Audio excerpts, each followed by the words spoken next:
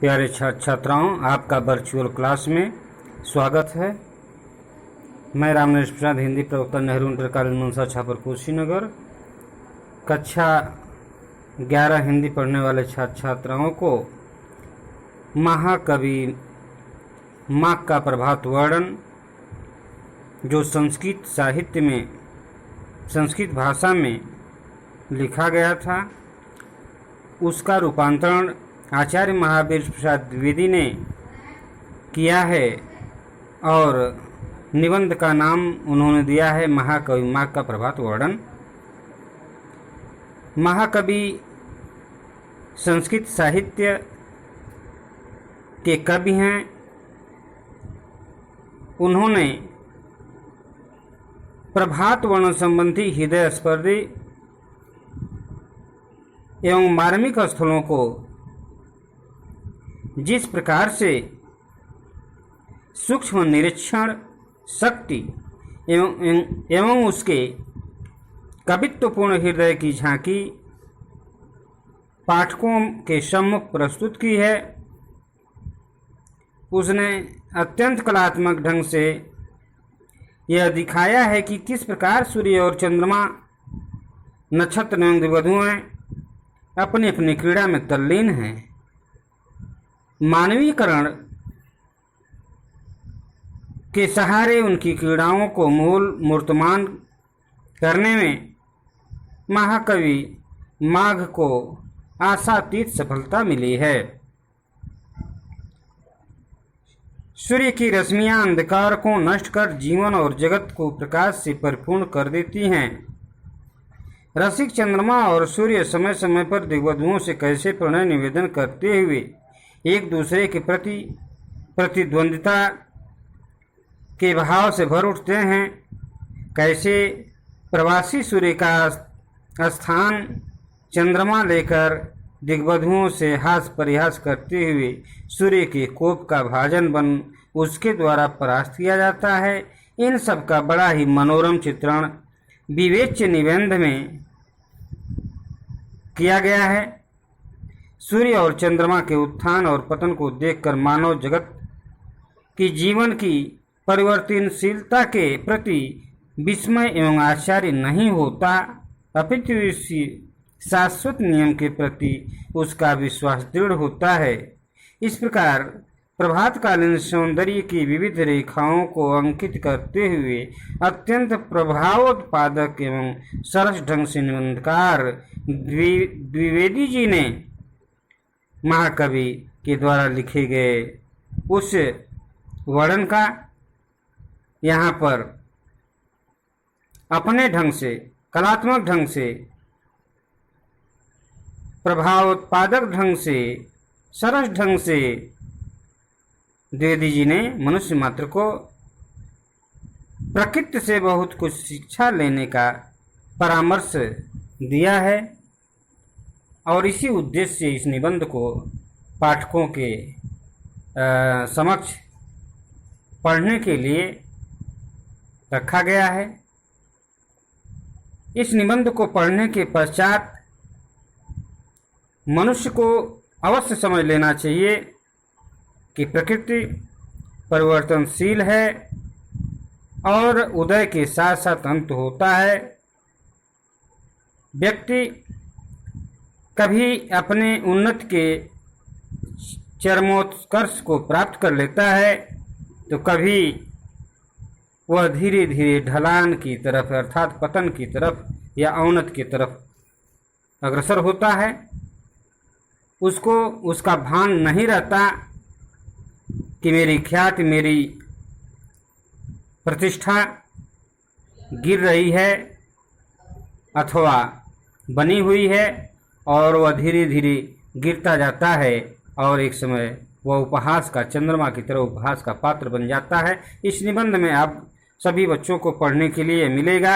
अब हम शुरुआत करते हैं महाकवि माघ का प्रभात वर्णन।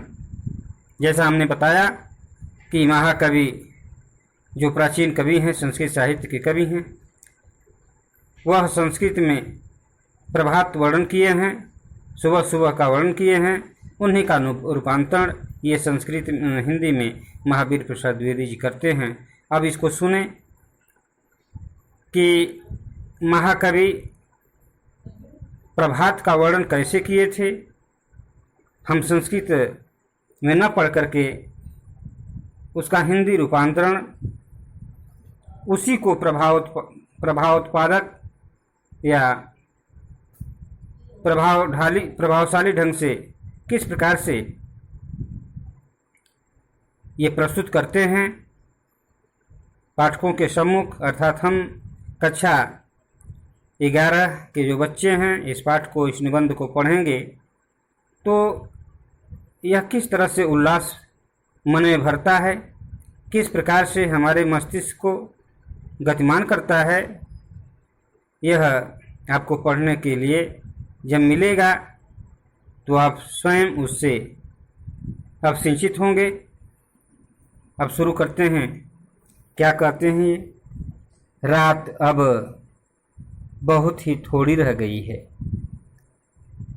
अर्थात आप यह मानेंगे कि जो रात का प्रहर था, रात का प्रभाव था, अंधकार छाया हुआ था, धीरे धीरे अंधकार अब कम होने लगा है। सुबह का प्रभाव, सूर्य की जो रश्मियाँ आने को होती हैं तो अंधकार धीरे धीरे दूर होने लगता है और यह पता चल जाता है जीव जंतुओं को कि अब रात्रि बीतने वाली है, इसलिए चिड़ियाँ चाकने लगती हैं और जीव, प्राणी, मनुष्य सभी जो है अपने जीवन के संचार के लिए, दैनिक जीवन के लिए जागृत हो जाते हैं। सुबह होने में कुछ ही कसर है। रात अब बहुत ही थोड़ी रह गई है, सुबह होने में कुछ ही कसर है। जरा सप्तर्षि नाम के तारों को तो देखिए, वे आसमान में लंबे पड़े हुए हैं। सप्तर्षि नाम के तारा, तो बच्चे आप लोगों को मैं बताऊंगा कि 7 ऋषियों का समूह, 7 ऋषियों का समूह, अगर मान लो ये समास में अगर पूछा जाएगा तो क्या होगा? संख्यावाचक शब्द है ये, तो दीर्घ समास होगा। जरा सप्तर्षि नाम के 7 ऋषियों का जो समूह है, 7 ऋषि का समूह जो होता है सप्तर्षि का लाता है, उसके बारे में कहते हैं कि रात अब बहुत ही थोड़ी रह गई है, सुबह होने में कुछ ही कसर है। जरा सप्तर्षि नाम के तारों को तो देखिए, 7 तारे जो दिखाई देंगे एक जगह, वे आसमान में लंबे पड़े हुए हैं, वे आसमान में लंबे पड़े हुए हैं। अब बच्चे उनका लंबे पड़े हैं तो उनका दृश्य कैसा दिखता है? उनका पिछला भाग तो नीचे को झुका सा है। आप देखेंगे 7 ऋषियों का समूह, जो 7 तारे एक जगह होंगे, उन्हें देखने से लगेगा कि उनका पिछला भाग नीचे की ओर झुका हुआ है और अगला ऊपर की ओर, अगला ऊपर को। अब जब वह दृश्य दिखाई देता है तो कहते हैं कि वहीं उनके अधोभाग में, वहीं उनके निचले भाग में, अधोभाग नीचे की भाग में छोटा सा ध्रुव तारा कुछ कुछ चमक रहा है। उन 7 ऋषियों के निचले भाग में वह छोटा सा तारा जो है चमक रहा है, उसको ध्रुव तारा कहते हैं। तो छोटा सा ध्रुव तारा कुछ कुछ चमक रहा है। सप्तर्षियों का आकार गाड़ी के सदृश है। लेखक कहते हैं कि जब हम देखेंगे भोर के समय, सुबह के समय, तो 7 जो तारे दिखेंगे उसी के निचले भाग में छोटा सा तारा चमकता हुआ दिखाई देगा जो ध्रुव तारा कहलाता है। सप्तऋषियों का आकार, सप्त जो ऋषि हैं अर्थात तारे हैं, उनका आकार जो है गाड़ी के सदृश है। ऐसी गाड़ी के सदृश जिसका जुआं ऊपर को उठ गया हो। ये जीप और गाड़ी नहीं जो बैलगाड़ी होती थी, बैल से खींचा जाता था। ऐसी गाड़ी के सदृश जिसका जुआं जिस जो बैलों के कंधे पर लगता था, जुआं ऊपर की ओर उठ गया हो। इसी से उसके और ध्रुव तारा के दृश्य को देखकर श्री कृष्ण के बालपन की एक घटना याद आ जाती है। तो यहाँ पर लेखक ये कहता है कि सप्तऋषियों का जो आकार है और उसके नीचे चमकता हुआ ध्रुव तारा जब इन दृश्य को देखेंगे तो इससे यह स्पष्ट हो जाता है कि जो पौराणिक बात आ जाती है उसमें यह बात आती है कि श्री कृष्ण के बालपन की एक घटना याद आ जाती है। वो घटना क्या है बच्चे? शिशु श्री कृष्ण को मारने के लिए एक बार गाड़ी का रूप बनाकर सक्टासुर नाम का एक दानव उनके पास आया। सक्टासुर नामक एक दानव श्री कृष्ण को माने बालक को मारने के लिए उनके पास आया। श्री कृष्ण ने पालने में पड़े। श्री कृष्ण अभी बच्चा थे, शिशु थे और वो पालने में थे। तो वे समझ गए कि यह राक्षस है और बैलगाड़ी का रूप पकड़ करके आया है, इसलिए जो है उसको पालने में पड़े वो समझ गए और खेलते उसे एक लात मार दी। उस गाड़ी को एक लात मार दी। उसके आघात से जो उनके पैर का घाव लगा, उसके आघात से उसका अगला भाग ऊपर को उठ गया। उसका अगला भाग ऊपर को उठ गया और पश्चात भाग माने जो पीछे का भाग था वह खड़ा ही रह गया। तो गाड़ी का अगला भाग ऊपर को उठ गया और पिछला भाग जो है अपने जगह पर खड़ा ही रह गया। श्री कृष्ण उसके तले आ गए। वही दृश्य इस समय सप्तऋषियों की अवस्थिति का है। सप्तऋषि और उस तारे को देखने से, ध्रुव तारा को देखने से ठीक वही घटना याद आती है कि श्री कृष्ण गाड़ी के नीचे हैं और गाड़ी का ऊपर का भाग, अगला भाग ऊपर उठ गया है और पिछला भाग जो है अपने जगह पर खड़ा है। वही स्थिति सप्तऋषियों की है। वे तो कुछ उठे हुए से लंबे पड़े हैं। छोटा सा ध्रुव उनके नीचे चमक रहा है।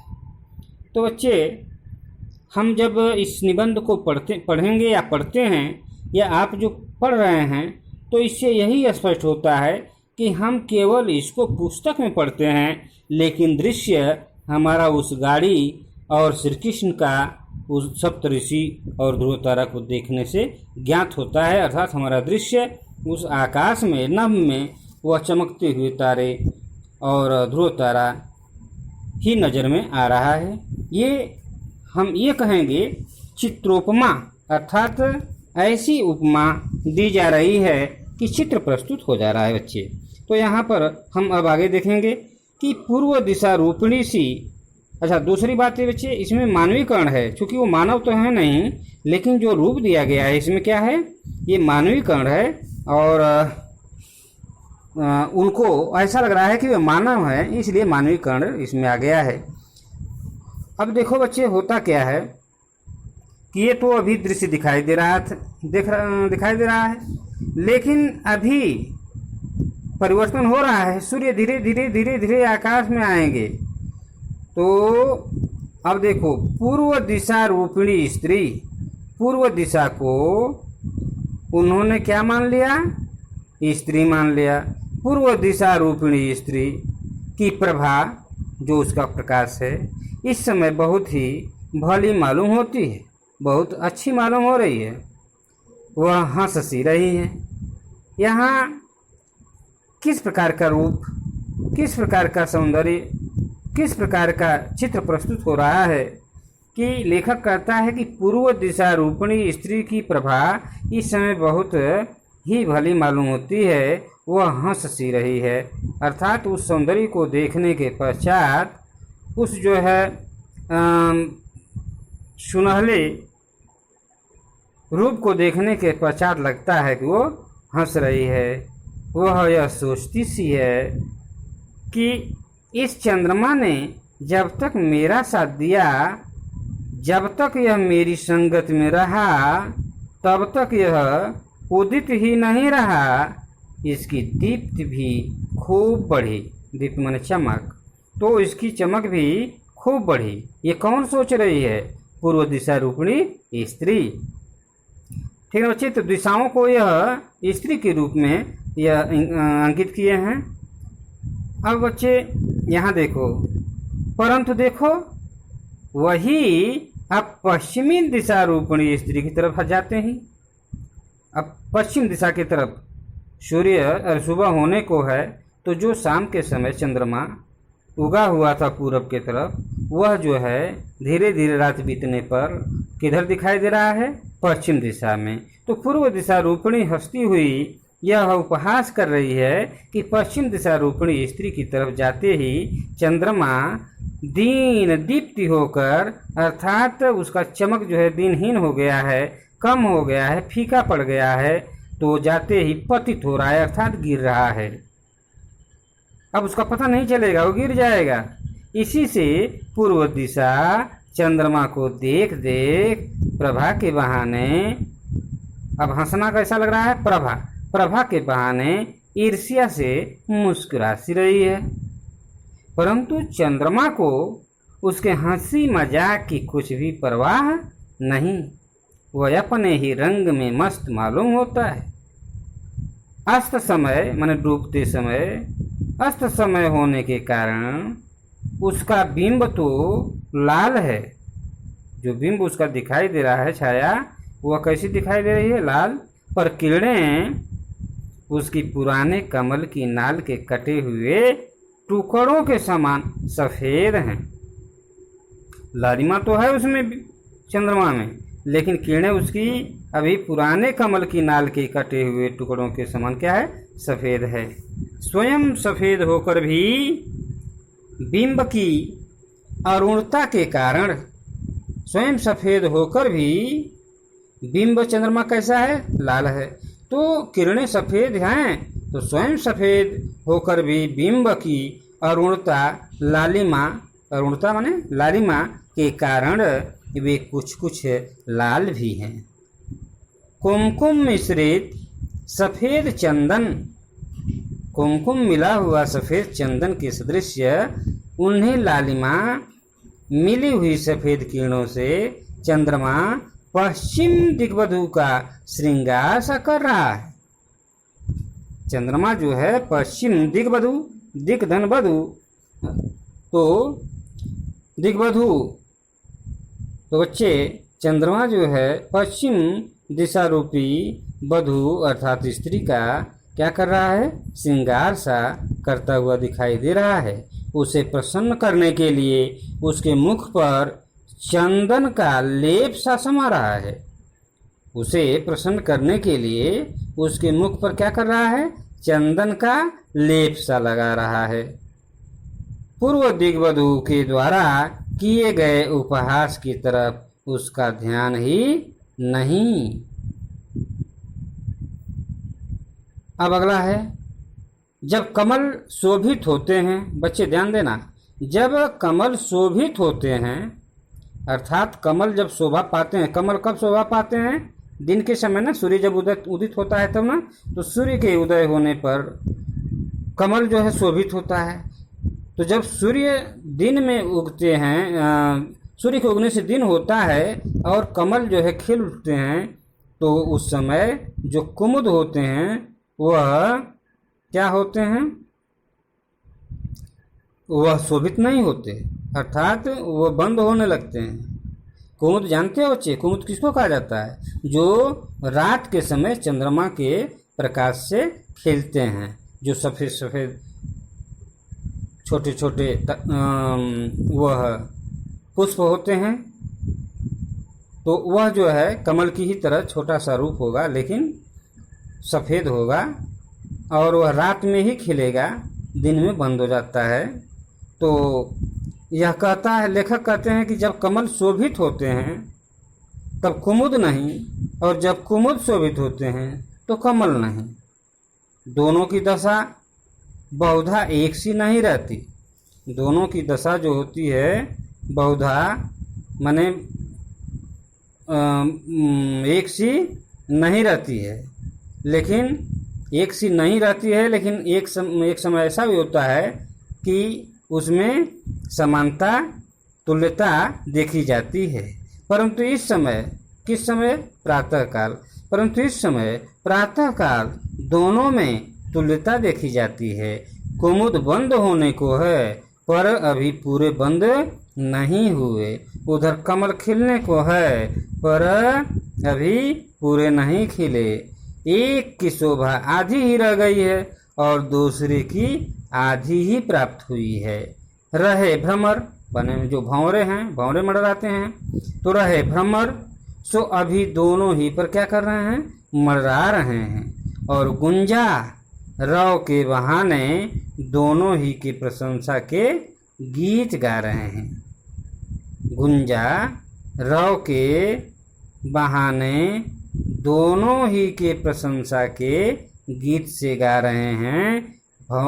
माने भ्रमरों का बोलना लेखक को कैसा लग रहा है कि यह गुंजा रव के बहाने दोनों का, अर्थात कमल और कुमुद दोनों की प्रशंसा के गीत गा रहे हैं। इसी से इस समय कुमुद और कमल दोनों ही समता को प्राप्त हो रहे हैं, अर्थात दोनों जो है समय को, उस समय को, प्रातःकाल को पा करके दोनों जो है मुदित हैं, प्रसन्न हैं और समता माने समानता को प्राप्त हो रहे हैं। इसलिए बच्चे अब इसमें जो है पढ़ाया गया, अब अगला पैराग्राफ आपको अगले ऑडियो में पढ़ाया जाएगा। धन्यवाद।